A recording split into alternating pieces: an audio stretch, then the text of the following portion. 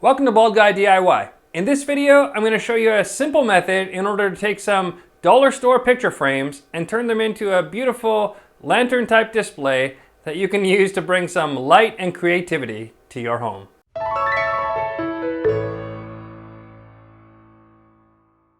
So I've seen a lot of lantern designs on social media that use picture frames in order to create a decorative display or lantern type design that looks great in the home and adds a little bit of a unique flair.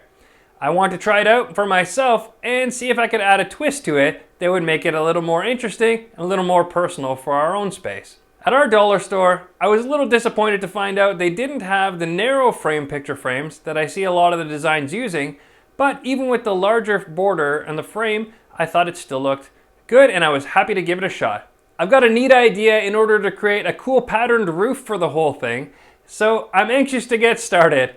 Let's get at it. I'm using these dollar store picture frames. They're 4x6-inch frames. You can see the border of the frame is actually fairly thick. As I mentioned, I would have loved to see something a little bit thinner, but simple frames, generally fairly cheaply made out of plastic, held together with some metal corners and with a cardboard backing.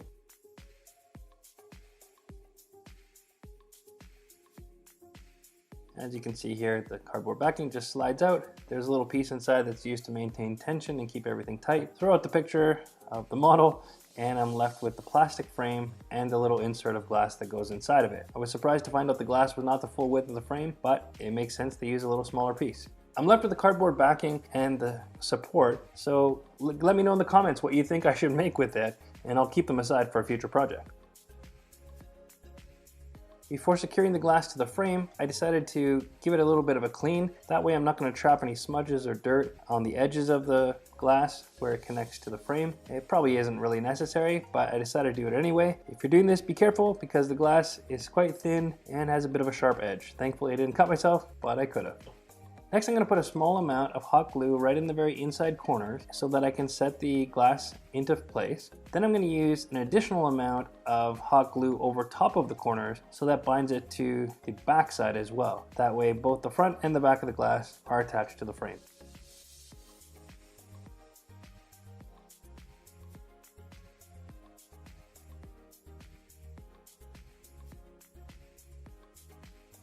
Once the hot glue is in place and it's cooled enough, here it's a little sticky, you can start removing all of the little trails and things that are left behind from the hot glue. My skills with hot glue gun leave a little bit to be desired, so I always have these strings left over. I need to clean them up before it looks good and more like a finished product.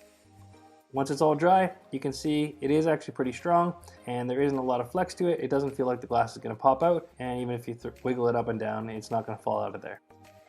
Next, I'm going to show you how to attach them, and it's quite simple. You take these finished frames that have the glass in them, and you're just simply going to put a piece of tape across all of them with them laying side to side. That's going to allow them to flex in all the way around and maintain their edges touching each other.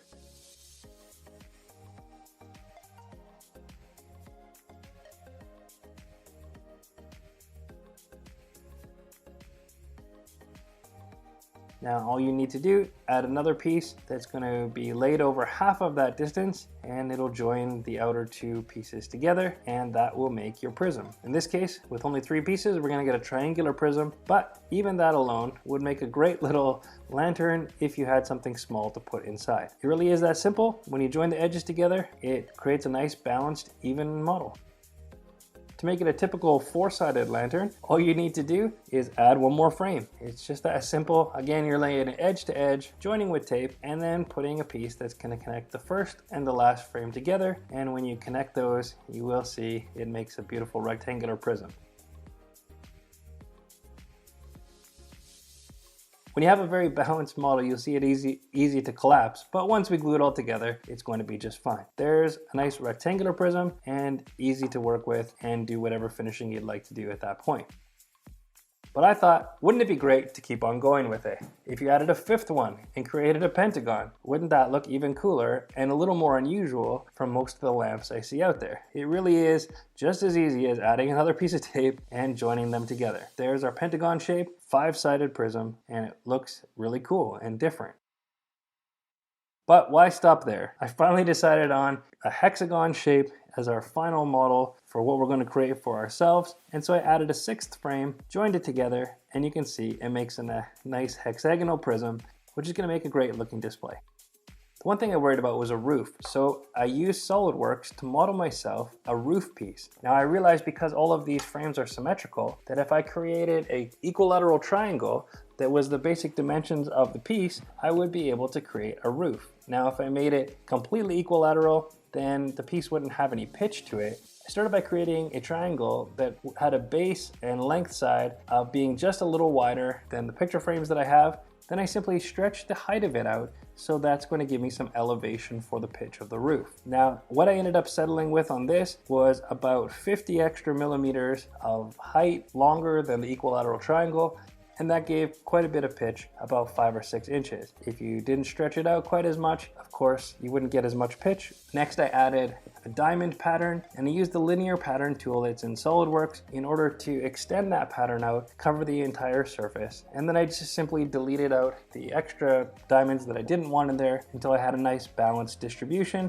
And now I have diamond-shaped holes all throughout the piece, which look really cool. I really think it'll look great once we have light shining through from the inside and the out. I 3D printed the pieces. Even though the pieces were almost the size of my print bed, it really only took about 40 minutes to print each one because they're only 1 millimeter thick. I printed 6 different pieces for the 6-sided lantern that I want to create. However, if you start with just 3 pieces, I'll show you what it looks like in order to add that roof even to a 3-sided lantern. It's really just as simple as taping the different finished sides together, and then just like the frames themselves, when you join them together, it will create the pitched roof that you can put on top of your lantern. I decided to put the tape on the outside rather than the inside like I did with the frames because it would be a lot easier to glue it together later if those inside seams are going to be accessible. I'd like the glue to stay on the inside, so it makes sense that we're going to tape the outside. I did also find that by taping the outside, I tried it both ways, but by taping the outside, it made the structure a little more rigid as well, so it was less likely to move around once you had it joined together. Got it together? Now all you need to do is try it out on the lantern itself. As you can see here, because I used pieces that were stretched a little bit more by design, it makes the roof very pitched and probably not very proportional to the rest of the design.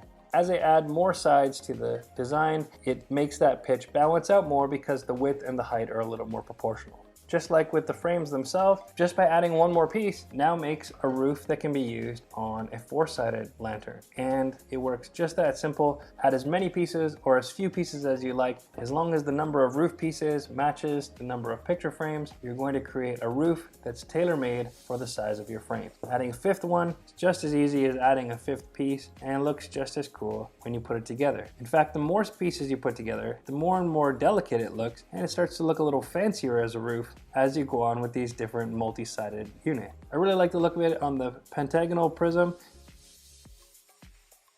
And as you can see, as I add the 6th piece and show you what it looks like on our desired 6-sided lantern, it looks very cool and does look like a fancy type gazebo like you would make maybe out in the yard.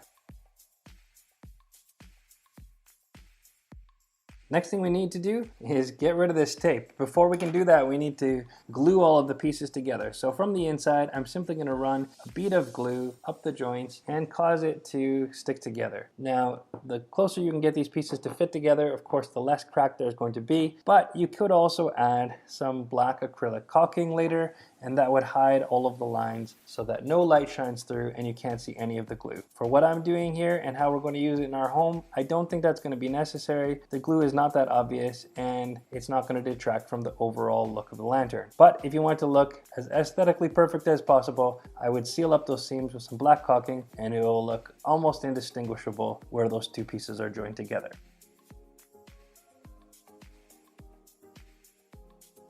Once the glue has a chance to dry and cure, you can see that it actually does make quite a rigid structure, which you can now move around a lot more roughly than you could when just the tape holding. And we can remove the tape, and now you can see what the structure has for strength all by itself. Now, I did contemplate using a base for it as well, which would make the whole thing a lot more rigid, but I decided not to in our particular case, and it's still quite strong, and I don't think it will pose any issues as we're only using it for decoration, not to hold a lot of weight inside.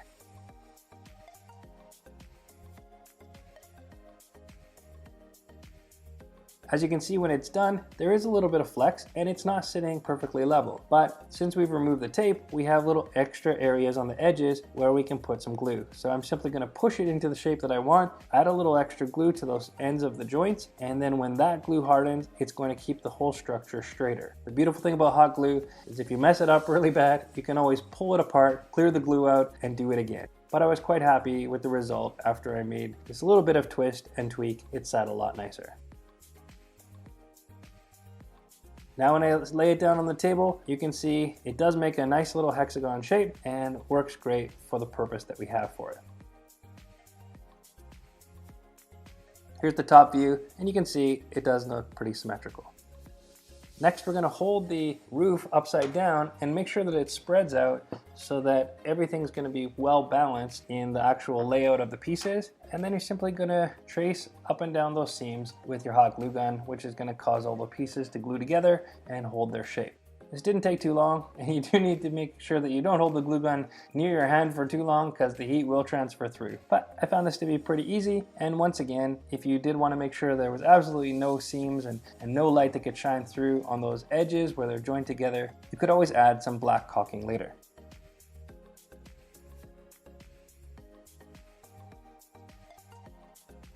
Now, as I remove the tape, you can see it's strong and stable, and it fits really nice with the rest of our design. Now we have a cool gazebo type display, a little more unique than the standard lanterns you see online. We put some candles inside and some imitation succulents, and it really does look like a nice little showpiece that'll look great nestled amongst the plants in my wife's feature shelf. I love how the light glows out through the roof and really makes it look unique and fun. Here's a final look inside what we have, and as I said, you could always use caulking to fill in those cracks. So now you can see you can create one of these lanterns from 3, 4, 5, 6, and probably many more different picture frames and different sides. Because they're symmetrical, the whole design is very unique and balanced, and also it makes it great if you want to add a 3D printed roof like I did, because with the same piece, you can create however many sides you need and they'll all still fit together beautifully. I hope you use this as inspiration for your own lantern design. It really is cool to take something that only cost a few dollars at the dollar store, save yourself a bunch of time and effort building that frame yourself, and turn it into something that still looks great in the end. As always, I hope that you'll use this as a foundation for your own project and make something that is uniquely yours. If you enjoy these videos, please consider giving them a like. Comment below to tell us what you liked about the design or what you would do differently in your own project. Subscribe to the channel as I release a new video every Saturday morning, and follow me on Twitter or send me an email giving me your ideas for a future project or asking any questions that I might be able to answer and shed some light on myself. And until next time, in all your DIY projects with their twists, turns, and hacks, don't be afraid to be balder.